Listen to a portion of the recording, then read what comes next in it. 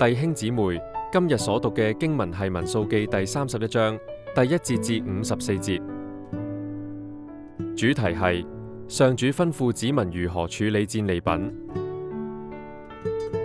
作者喺民數記第31章記載，上主吩咐摩西要向米甸人報仇。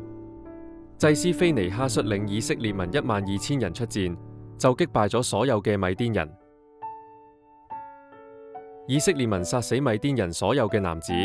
包括5個米甸王同埋比爾嘅兒子巴蘭，以及擄掠米甸人嘅婦女、孩童、牲畜、財物等作戰利品。摩西因為以色列嘅軍隊冇殺盡米甸所有嘅婦女，就斥責佢哋，命令要殺死所有嘅米甸人小朋友，同埋曾經同男人發生過關係嘅女仔。最後，戰利品按人數嘅分配嚟俾軍隊同百姓，同埋獻上供物俾上主。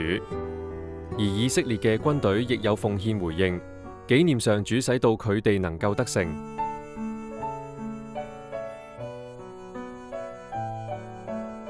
反省問題。作者喺民數記第31章記載，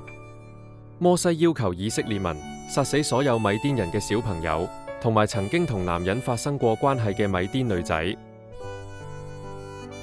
咁面對罪惡同不義嘅時候，你會唔會都願意同上主同工，堅定咁對抗屬靈爭戰裏面嘅邪惡呢？